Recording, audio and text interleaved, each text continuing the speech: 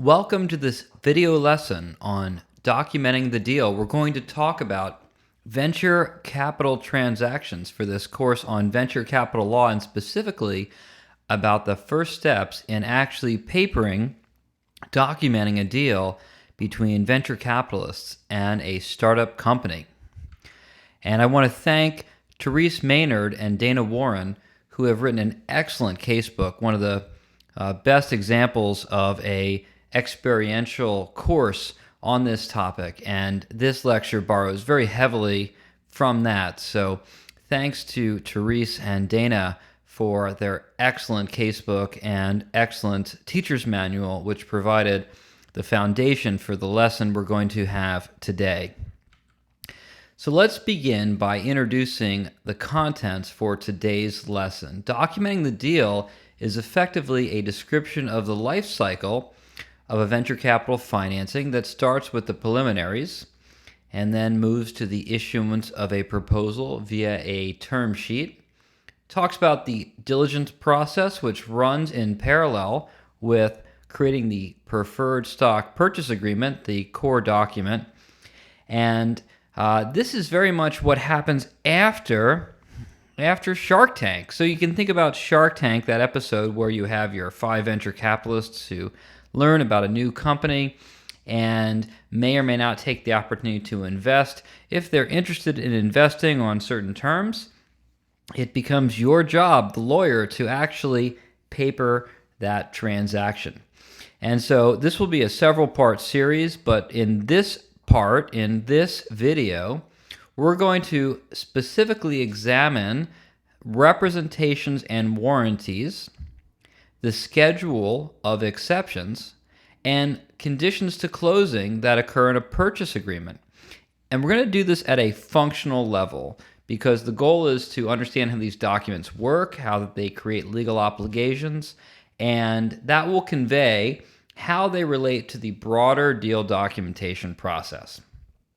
The goal is, at the end of this video, you should understand the role that diligence plays in preparing the preferred stock purchase agreement, and you should appreciate fundamental differences in deals involving a delayed closing and deals involving a simultaneous sign and close. A typical VC deal will be a simultaneous sign and close by understanding the closing conditions. In subsequent lessons, we will look at terms in the amended and restated certificate of incorporation and additional documents such as the right of first refusal or the voting agreement, typically used in a venture capital deal. But today we're going to focus on that core document, the preferred stock purchase agreement, and the schedule of exceptions, which is appended to it. The final lesson on this topic will deal with what happens at the closing, and if you're a student in my class or another class that uses the Maynard-Warren book, you'll be performing a graded writing assignment where you review and comment on a draft preferred stock purchase agreement and a draft amended and restated certificate of incorporation. So this lesson is specifically designed to help you review and comment on the preferred stock purchase agreement, which contains the schedule of exceptions. Let's talk about how a typical VC deal progresses. There is a life cycle to these type of deals, a certain order where things generally happen. What are the steps involved in the life cycle of a private equity financing deal, such as a venture capital transaction? First and foremost, there are preliminary discussions between the potential investors, and this is usually a pitch. The company, the founders often at an early stage, later on, maybe other members, will present a presentation about the company to potential venture capitalists. This is the Shark Tank experience that you've seen on television. This is the presentation of a business plan to the investors. If the investors like the general business idea, they will prepare a term sheet. And yes, it is usually the investors that prepare the term sheet, which outlines the scope of the deal. if that's appealing to the founders, or at that point, if the later stage company has a CEO who is not a founder, to the CEO, then the company will begin the due diligence process, producing certain documents that those investors will want to see. Meanwhile, another set of lawyers will draft the transaction documents, including the preferred stock purchase agreement, which is the focus of today's lesson. After those documents are drafted, they will be signed at the final stages of the transaction, and there will be a closing. Often the closing and the signing happen at the same time, meaning as soon as the documents are signed, the deal is closed. In the case of mergers and acquisitions, however, sometimes there is a period between signing and closing. What happens at the closing? Well, all the documents are signed and delivered, making sure that everyone has signed everything they have to. Additional certifications, copies are delivered, shares that have been purchased are delivered, certificates of stock are produced, funds are transferred and wired, and this all happens at the same time in most VC deals where you have a simultaneous sign and close.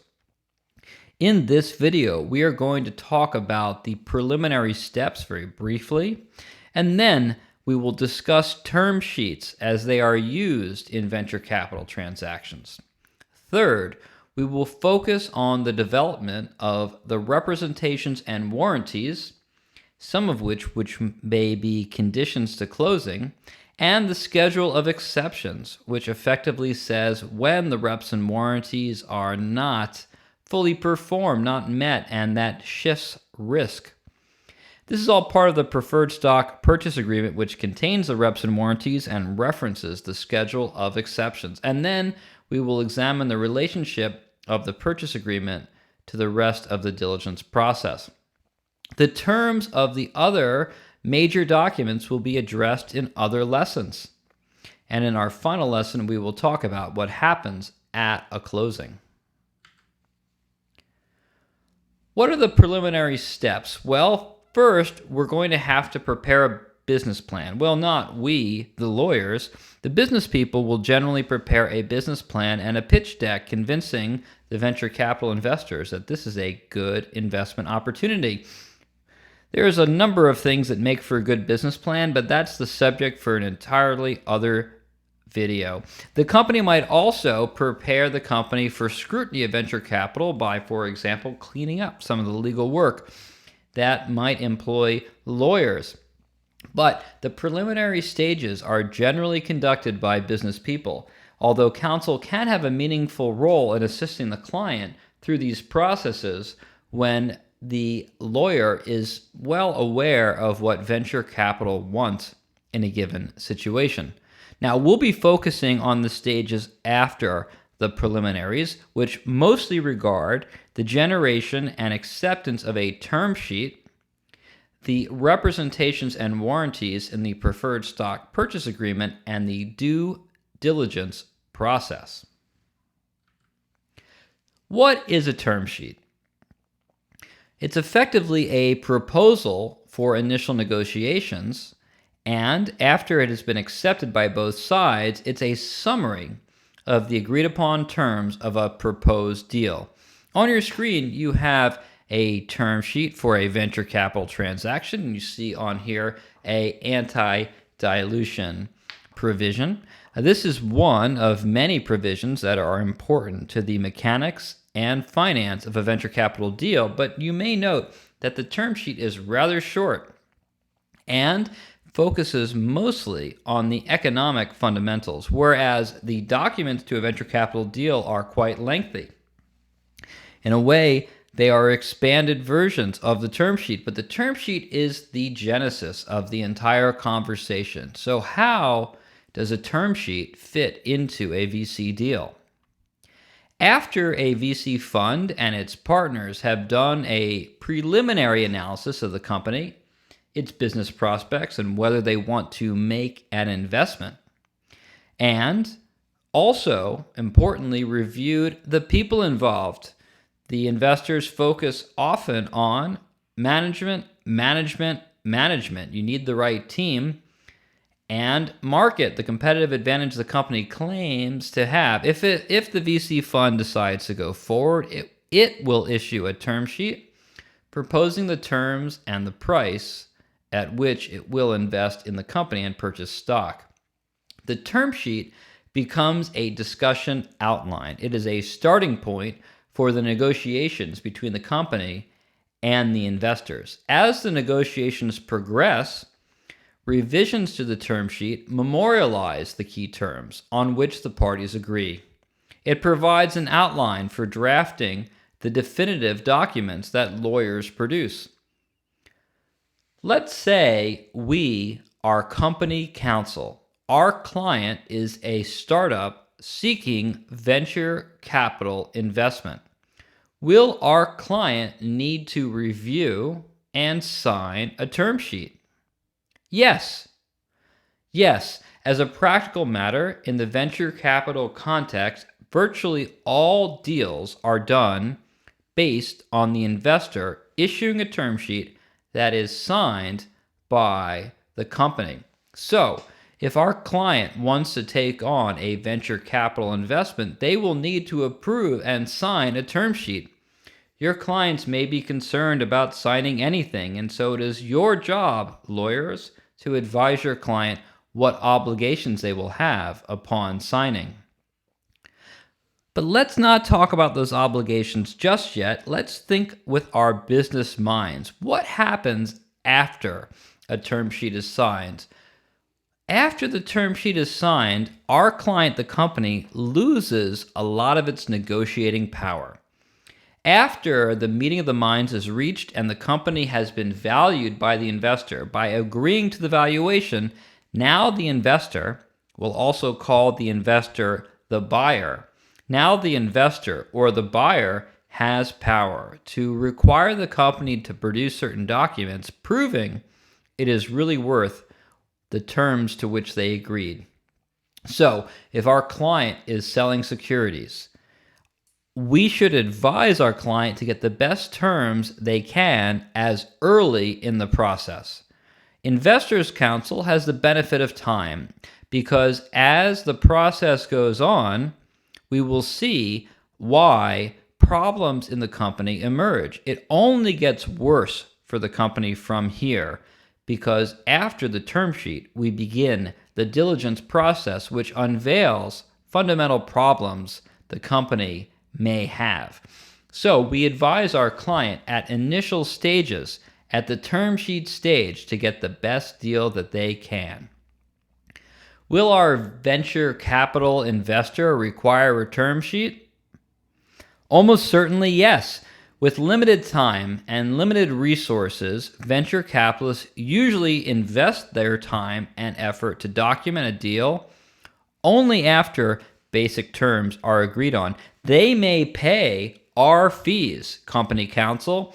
The investor may in fact refund those fees, but only if those documents will be accepted. We're not going to spend $20, $30, $40, $50,000 on a venture capital deal if the paperwork will not be agreed on. So the fundamental issues which will either make the deal acceptable or unacceptable to the client, the company, the investor, those need to be agreed on at inception. And that's what the term sheet does. It has those fundamental rights and obligations. I've mentioned term sheets being signed. Well, lawyers, if it's signed, is it enforceable? It's not a complete set of documents. We need to generate that after this. So if you sign a term sheet, if your client signs a term sheet, is that client liable if they walk away from the deal? Well, as we know from contract class, the enforceability of a contract depends on the party's intent and conduct. In the venture capital context, investors almost never intend to be bound by the term sheet because, as we'll see during the process that follows, there may be problems in the company that emerge that prohibit VC investment. However, There are terms in the term sheet which often are binding. For example, confidentiality about the terms or an exclusivity during the period that the VCs are investing money in generating documents. So, can our client change their mind and walk away after signing a term sheet? Not necessarily. As a legal matter, while term sheets may be non-binding, if either party had a material change of position because of taking the term sheet seriously, for example, turning away other investment opportunities, there could be a reliance argument that supports damages. Moreover, as a practical matter, if our client walks away from a perfectly reasonable VC deal for no good reason, they will probably never get a VC deal again. The VC venture capital community is relatively small and reputation really matters. Let's not muddy that reputation by walking away from a deal. So, what is in a VC term sheet? Well, the reality is VCs often produce term sheets that are badly done and poorly reviewed because they're provided with a template from their lawyers, and then they don't want to pay us every time a company comes their way. So the VCs themselves will often doctor up a pre-existing template, but VCs are not lawyers. They're focused on some of the business fundamentals. They may not be focused on the details. So you may often find a VC term sheet has errors, inconsistencies, other aspects that make the deal hard to understand. That's one of the reasons this deal sheet is non-binding. We need the lawyers spending that critical time to make sure that the paperwork actually represents what the parties intended. So, if you are representing a client who expects to get a VC term sheet, you should offer the opportunity to review it before your client signs it. Because if the term sheet is not clear, it is not clear what obligations the parties have and what documents should be eventually generated. Company counsel can add value to deals by resolving problems very early in the process, and especially if you are talented in negotiations and can resolve discrepancies in favor of your client while the term sheet is being negotiated. But make sure that the client understands what the term sheet says versus what is discussed. Do not spoil the deal by trying to get more than the VCs really offered based on a discrepancy in a printed document. Your job, lawyers, is to be a deal maker, not a deal breaker. And so the focus has to be on what VCs and clients agreed on. If that's not documented properly here, this is a great chance to fix it. But it's not a chance to take advantage of a legal discrepancy because this is not a binding agreement. Well, time for the fun part. Due diligence, what every junior corporate associate looks forward to.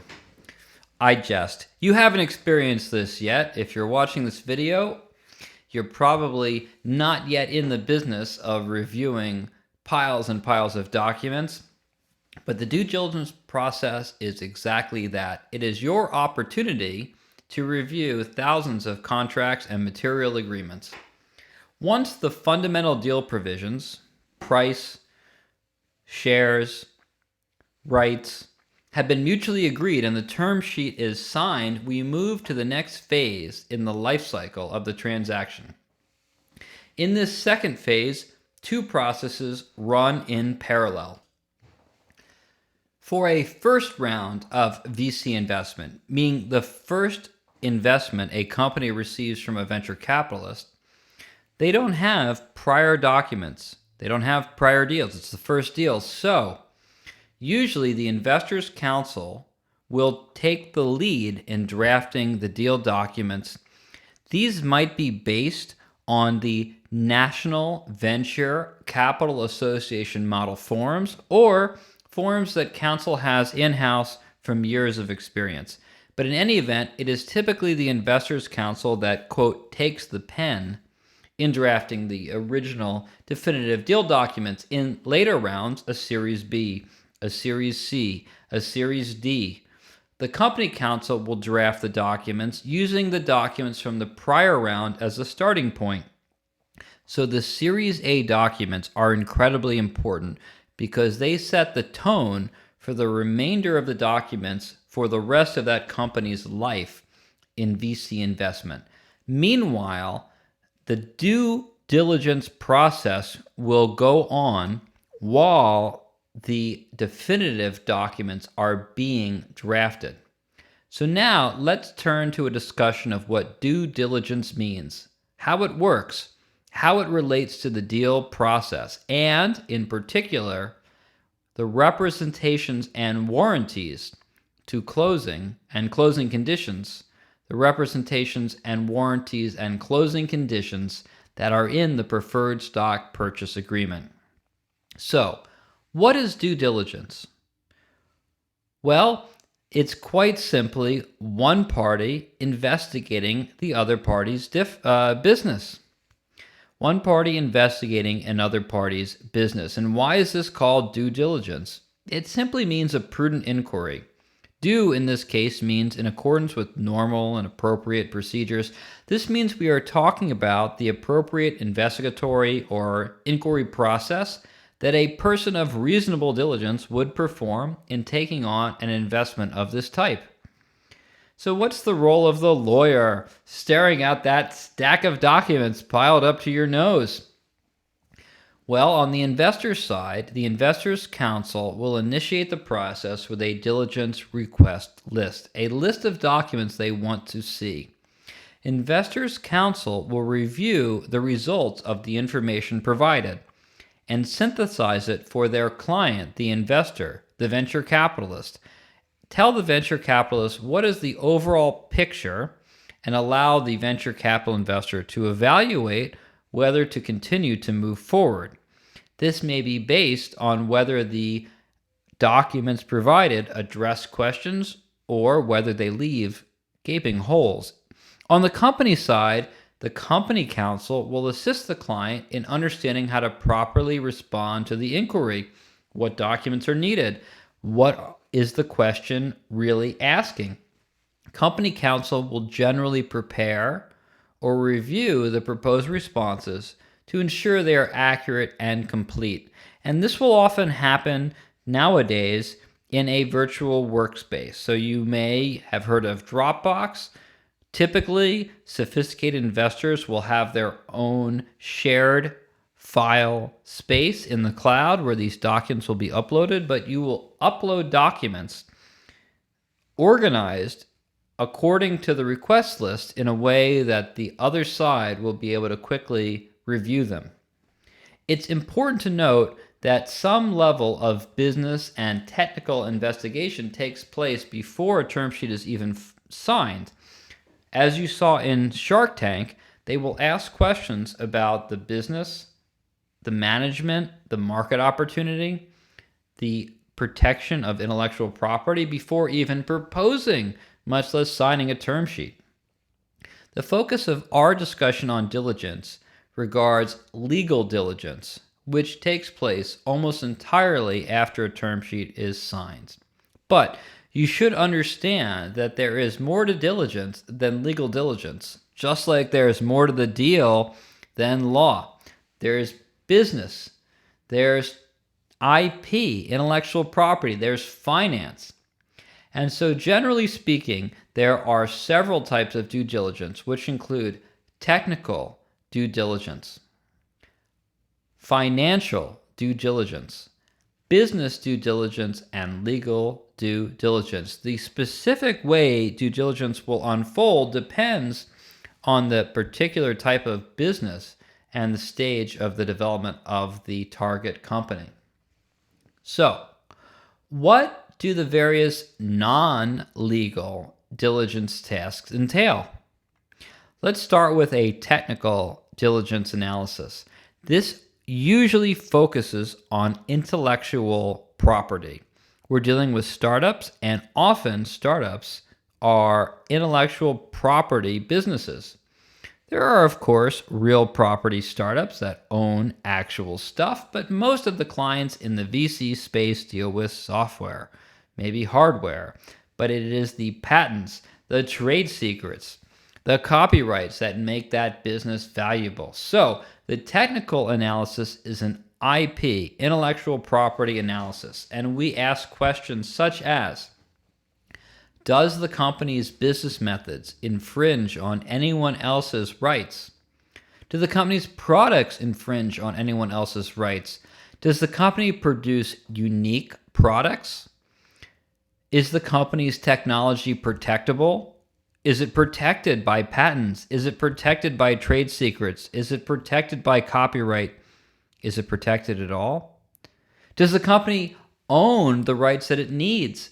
Or does it rely on software or hardware or other IP that is owned by someone else? Does it have a license to those things? Note, a lawyer who is an expert in technology transactions, potentially someone who's a member of the patent bar, but not always, will often perform this sort of technical diligence. Corporate counsel at a very large firm will often have, and at a smaller firm will sometimes have, a team member who has expertise in technology transactions and can opine on whether the company's rights are transferable. Now we have financial diligence, which requires looking at the financial records, the accounting practices. Are there any odd or surprising financial obligations? Does the company use standard accounting practices? Do the financial statements appear to say what they should say? When investing in a startup company, the company probably has no financials and might have no real accounting entries, but it still has financial commitments that must be understood by an investor. Now, again, a lawyer who has expertise in the financial process can play a role in this aspect of diligence as well. Then there's business diligence, which investigates whether the company's business is going to be profitable. Are there customers? Do the customers spend money? Do they spend money on our target or on other products? If they spend it on other products, are those products inferior or superior? If we have purported customers, are they really committed to buy? Do we have any stickiness? Are vendors or distributors who are engaged with our company engaged under appropriate terms? Are they happy? Are they suing? Lawsuits are a big problem. Are the internal operations conducted in a reasonable, customary manner? Or are they doing something weird? So those aspects of business diligence are usually conducted by the client. Sometimes particularly savvy lawyers are involved. Now we turn to the legal due diligence. Legal due diligence generally involves a review of all corporate records that relate to contracts and other legal documents, including incorporation and continued existence as a corporate entity. The purpose of legal diligence is to confirm that the company has properly documented the requisite corporate approvals for corporate actions taken. This involves looking at board and shareholder approvals for all major changes. It also is an investigation as to any substantial legal risks. So what is a deal lawyer going to produce or review in the legal due diligence process? What documents does a deal lawyer look for in diligence? One are fixed contract periods versus contracts that are terminable. If the target has a contract which requires them to make payments for 10 years, that's a legal obligation that may be material in a venture capital investment. So long-term leases come into play. Unusually long-term or broadly stated obligations come into play. So anything that looks odd, unusual, longer, 99-year leases, subjecting the company's intellectual property to risk. Restraints on the company's business or market opportunities, such as geographic limitations, territory limitations, exclusivity. Any use of resources in the operation of the business that are not owned by the business, licenses that could be terminated or may not be transferable or may be canceled in the event of a change of control. Any assignment consent provisions that are triggered by a change of control, which may give a contract party the right to terminate or renegotiate an agreement as a result. So if you sell the company, maybe the exit strategy for the VC is to have a merger. You want the company to be bought by Google. Yeah, a lot of companies want to be bought by Google. If the lease agreement, which is supposed to be for 20 years and which you've invested $5 million into making a nice workspace, is terminable upon a change of control, when that company gets bought by Google or anybody, that lease no longer is owned by the company. The leasing agent can terminate it and can force a renegotiation, can require more payments. That's a real risk the VCs want to know about. The VCs also want to make sure that any employment contracts are documented properly. There are many legal risks in the space of employment. So employee-employer relationships, immigration status, hourly versus exempt employees, confidentiality agreements among employees, invention assignment agreements that the employees have actually given their IP to the company. Who owns the IP is fundamental. It comes from the employees, so the employment agreements have to provide it to the company. Termination rights, limitations, equity incentive obligations, and any severance payments are all relevant to the value of the company. Why does this matter? What are the goals here? Why are you staring at this ridiculous stack of documents? 1, to determine whether there is anything that would make the other side not want to do the deal. 2, in VC especially, anything that would cause the investors to reconsider the deal and or adjust the terms downward, meaning offer a lower share price. Remember, the company is in its strongest position at the term sheet stage. As the diligence process unfolds, the company loses its priority position, and the investors begin to uncover more and more details, which could give them a good reason to lower their price. Perhaps most fundamentally, what we are doing is allocating risk. Who is responsible if it turns out the company does not own intellectual property or does not have a persistent license to intellectual property, or who has to pay more for their office space if X, Y, or Z happens? So fundamentally, what we are doing is understanding and allocating responsibility for risks, and we begin with understanding it. By being aware of the risks, the parties are able to assign responsibility for harm resulting from those risks. In a venture capital transaction, risk is often reduced by solving the problem to the satisfaction of the investors before the investment occurs. They will not invest if they are not satisfied that risk is allocated properly. Now, VCs are used to taking on risks. Some risks are unavoidable. But the diligence process identifies those risks, and then it ties with the documentation process to assign them to one party or the other. Typically, information gathering is critical in a situation where there's little known about a company or its business or products. Risk allocation exists at a general transaction level and at a company-specific level. Risk allocation is going to be developed as a result of this information gathering process. So what you are doing, lawyer in diligence, you are unearthing the sources of risk that need to be allocated for a business deal to go forward. So what then is the connection between due diligence and documentation, these parallel processes? What's the connection between due diligence and documentation?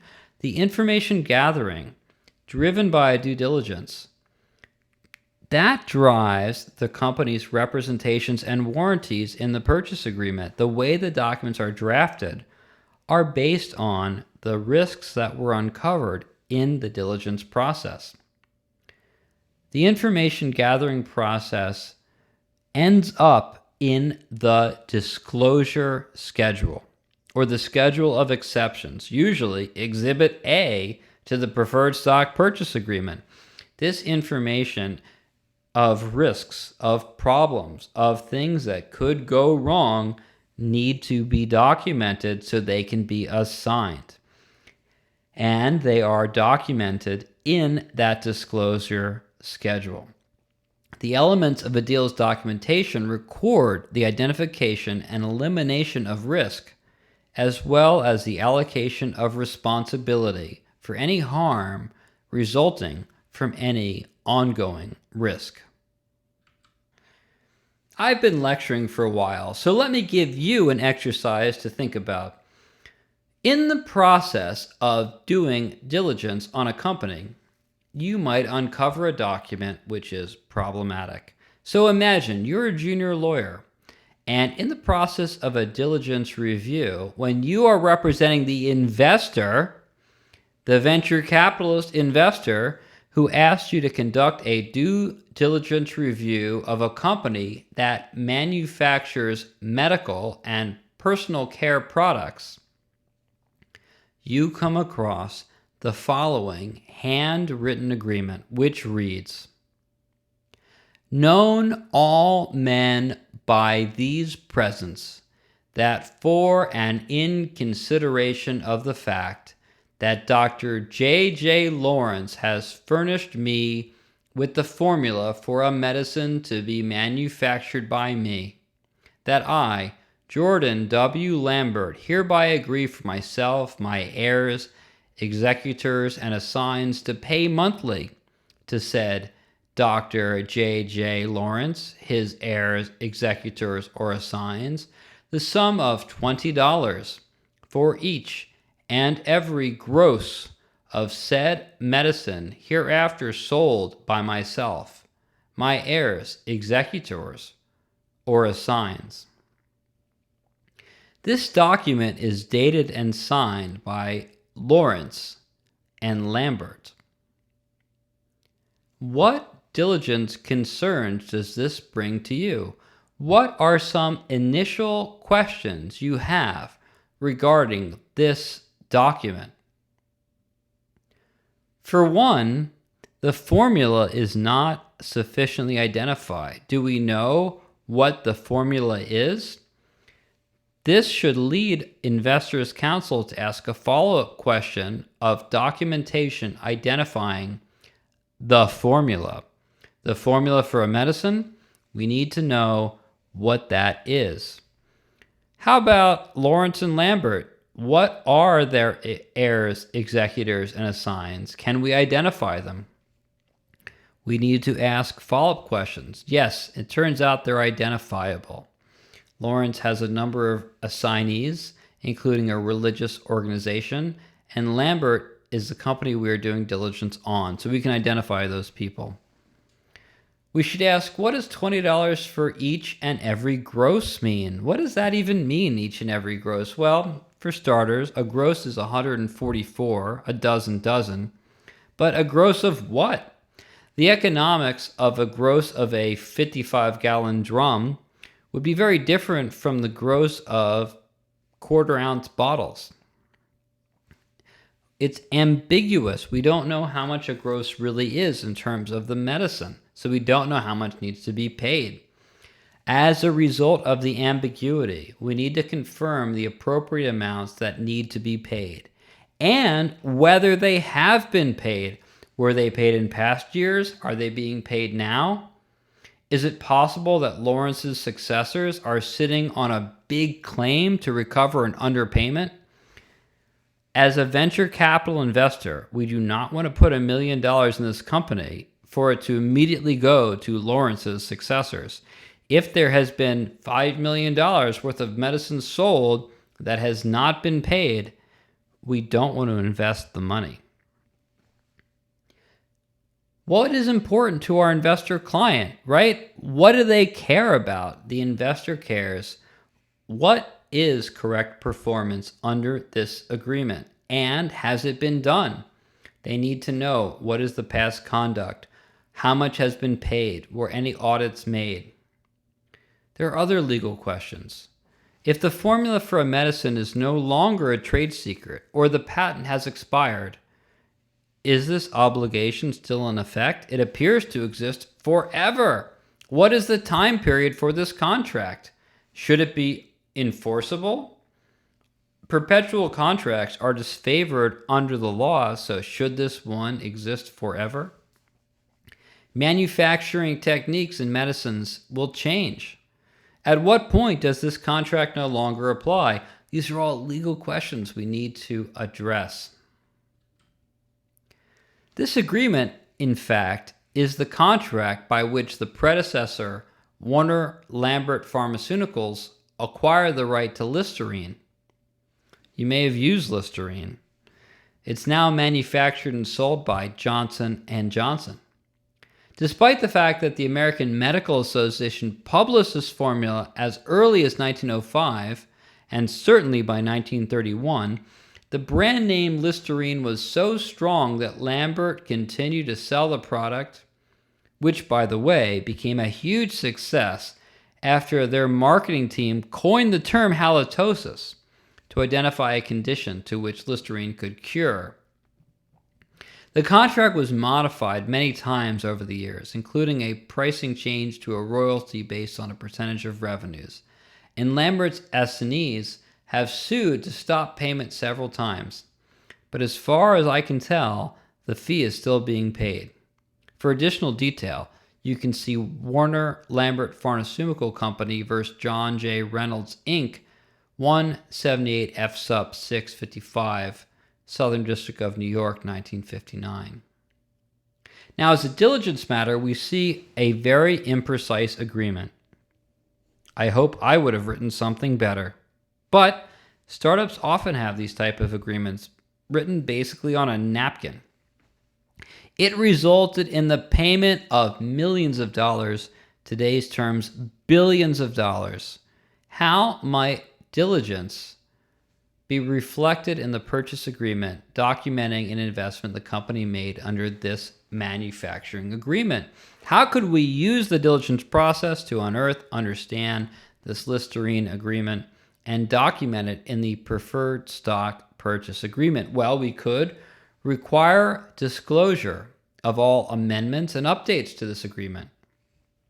We could require disclosures on any communications or disputes or litigation regarding it to make sure it was being observed. We could require disclosure of all amounts paid, which products triggered the payment obligation, the specific payees, the means of allocating payments among the payees, the timing and manner of payments for the last 10 years, etc., etc. We could include a specific representation that the term of the contract has been met in full. This would be a warranty, by the way. We could include other disclosures or representations. The point here is that this very simple document, this very brief document we found and read, actually triggers a litany of problems.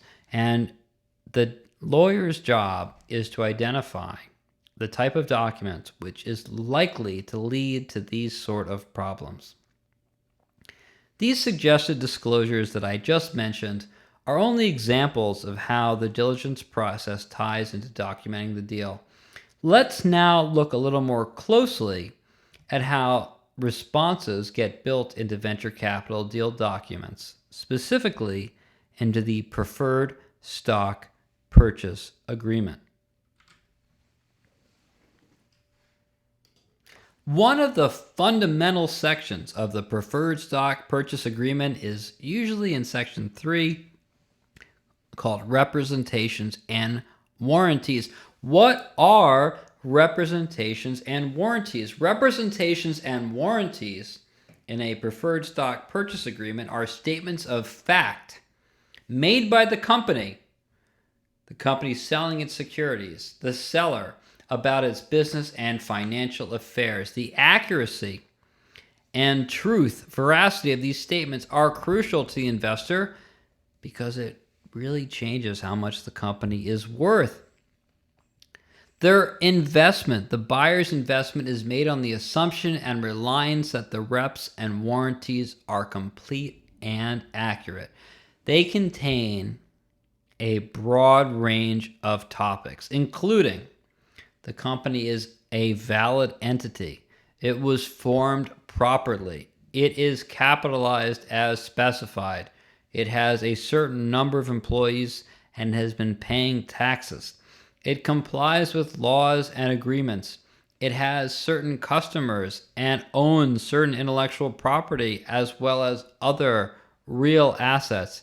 Its financial condition and its financial statements are true, and more and more. Now, we talk about representations and warranties, so one thing that is somewhat interesting is what is the difference between a representation and a warranty? Historically, representations were verifiable statements of fact that a party made after confirming their truth and accuracy. Warranties, however, are things that a party cannot verify, but is taking responsibility for. Warranties incorporate the idea that a party is agreeing to responsible for truth of a statement, even when it cannot verify that truth. A warranty is a pure assumption of risk. Let me give you an example. Some of you may have purchased an iPhone. Others know what an iPhone is. It's a device made by Apple. An iPhone comes with a warranty that it will be free from defects in materials and workmanship, and that warranty lasts 90 days. No matter how hard Apple tries, some iPhones will be defective. They aren't all going to be free of defects. It just happens. By making a warranty, Apple assumes the responsibility for the risk of defects because it knows problems will arise. Many people confuse a warranty and a remedy. Returning your iPhone, which doesn't have a functional home button, is a remedy. Returning it is a remedy. The warranty is what says Apple bears the risk that the home button works or doesn't. In part because as a consumer who buys it in a closed box, you can't know if that phone fully works or not for 90 days. Now, the distinction between representations and warranties has faded with the passage of time, and they are now mixed together in documents without distinction, and the terms, by and large, are used interchangeably. The point, however, is that a portion of reps and warranties are not statements of existing or historical facts. They are statements about the future. The future is inherently uncertain, and so any statement about the future brings an assumption of responsibility. So representations, and more particularly warranties, are an assignment about future risks to one party or the other. What are some common representations and warranties in a venture capital preferred stock purchase agreement? The operation of the business complies with applicable law. The business has paid all the taxes it owes. The business does not violate environmental regulations. The business does not violate intellectual property infringement. None of these statements can be said with certainty. You don't know for sure if there is some patent out there. which claims to have the rights to what you as a business are doing. So they are risk allocation tools. Why would a venture capital investor believe it's appropriate to require reps and warranties? Particularly when the client will argue there is no way to ensure their compliance. We don't know whether or not there is some patent buried in the files to which we might be infringing and might be enforceable. I said might twice there. Deliberately, it's not clear what the state of the law or reality is. So why would a VC demand that the founders of the company, that the company take responsibility? There are certain matters in a business that are inherent in its operation, that the business takes on these risks. The business owners, from the VC's perspective, the business owners are responsible for these risks, whether they know about them or not. The VCs will take on the risks going forward because now, after their investment, after the closing, they are partners. But before they were involved, before they had a seat on the board, before they owned stock, before they had rights, those were the founders' responsibility. We want to assign the risk to the founders for things that are the responsibility of the founders. So what if due diligence confirms that the reps and warranties are not complete or accurate? What if it turns out that there is some intellectual property risk out there? The reps and warranties in a preferred stock purchase agreement in a venture capital deal are very standard and very broad, and they are drafted broadly intentionally.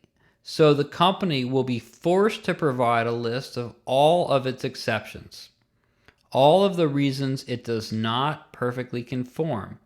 And these are listed on what is called a schedule of exceptions or a disclosure schedule. Those are synonyms. Schedule of exceptions and disclosure schedule amount to the same thing. They are a document, usually an attachment to the preferred stock purchase agreement, that lists all the ways in which the company does not meet the reps and warranties. In fact, only a few representations and warranties are usually tailored to the company's circumstances. They're usually written in a way that covers every company imaginable. There are a few exceptions. Those are usually the capitalization representation, which in the purchase agreement, in the preferred stock purchase agreement, the representation about capitalization will usually call for financial information regarding the shares and types of authorized shares of the company, and that will be specific. The financial statement representation might be a bit different based on whether the company is recently formed or has been more mature. But typically, the factual details concerning the company and its business are not in the reps and warranties. They are all in the disclosure schedule. So let's talk about that disclosure schedule. This seems to be where the action is, and in fact is a fundamentally important document. Why would an investor insist that a representation that is not correct stay in the agreement? You're going to represent as something that is not true. I represent that I own all my intellectual property, and you don't. Why do you retain that representation but have a disclosure? Because it makes a specific requirement for the company to disclose the representation and be responsible for failing to do so. Representations are designed to draw attention to specific events or contracts that do not meet the standards set forth in the reps and warranties in the preferred stock purchase agreement. For example, a typical representation is that there are no contracts binding the company in the excess of $25,000 or some other threshold amount.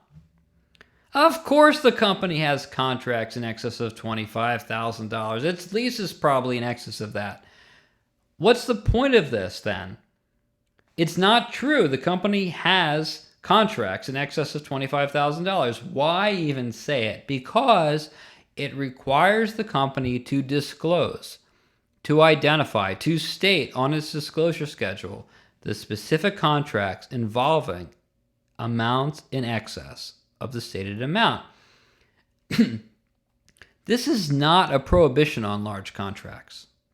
This is a requirement that large contracts are disclosed. It's essentially saying there are no contracts in excess of $25,000 that are not described on the schedule of exceptions, giving the investor the opportunity to consider those specific contracts.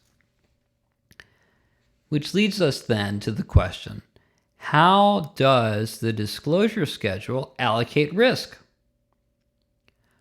Once a company prepares a disclosure schedule to the satisfaction of investors, the risks associated with the disclosed matters are shifted to the investor. They are signing on to the deal with awareness of the risk. So ironically, as company counsel, you might think, I want to keep something off a disclosure schedule because I don't want to alarm the investors. That's a bad move, because if it's not on the schedule, you don't give the investors a chance to accept it. And if they've accepted it, they take the risk. Once a company prepares the disclosure schedule to the satisfaction of the investor, the risks of the matters disclosed are shifted to the investor. The disclosure schedule amends the reps and warranties, and by going forward with the transaction, the investors accept those amendments. Now, the company doesn't have to go forward, so there is a limit to this. You can't just put anything on a disclosure schedule and get away with it. Sometimes the company will put something on a disclosure schedule that is unacceptable to an investor. Let's assume that our client discloses that the founders worked on this project while they were students at Caltech. And Caltech has rights to the intellectual property because it was developed while they were students, and the issue was never resolved. Maybe the venture capital fund is so interested that they will invest regardless. Maybe they will ask for a license from Caltech showing that they have those rights for 99 years. Or maybe they will say, you need to purchase those rights before we will invest in you.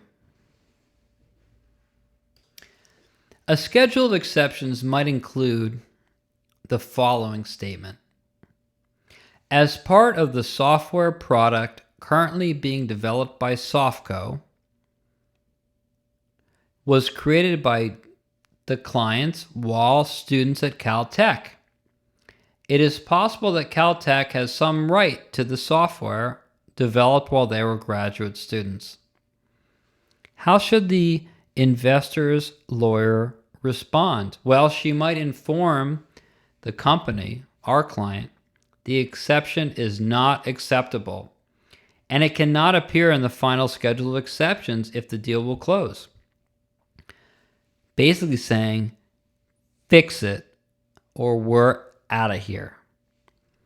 That response means the investor is not willing to accept the risk, not willing to accept the modification.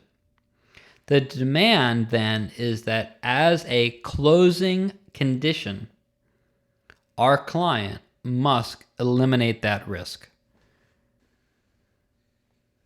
This example shows the relationship between reps and warranties and conditions to closing. Let's talk about those closing conditions as our final subject for today's lecture. What is a closing condition? A closing condition identifies a fact or circumstance that must be in place in order for a transaction to close. A venture capital transaction is usually a simultaneous sign and close, so conditions to closing will provide a list of approvals to obtain, documents to sign, and other things to do before the transaction can close, while the representations and warranties and closing conditions to both must be satisfied or true as of the closing. Including something as a closing condition emphasizes that a change from the present state must occur or the financing won't. Making a provision a closing condition highlights its significance as a deal breaker. A deal breaker because if the condition is not satisfied, the investor can refuse to close and walk away from the transaction.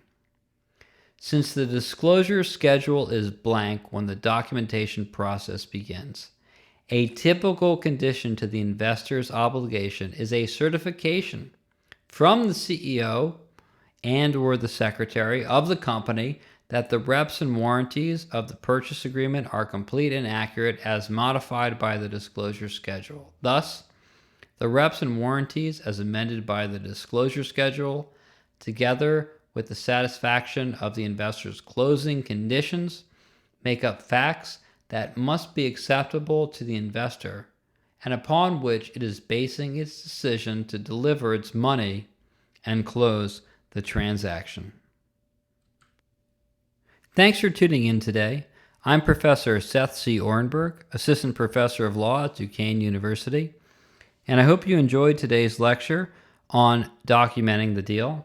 Please tune in for our next section on preferred stock provisions.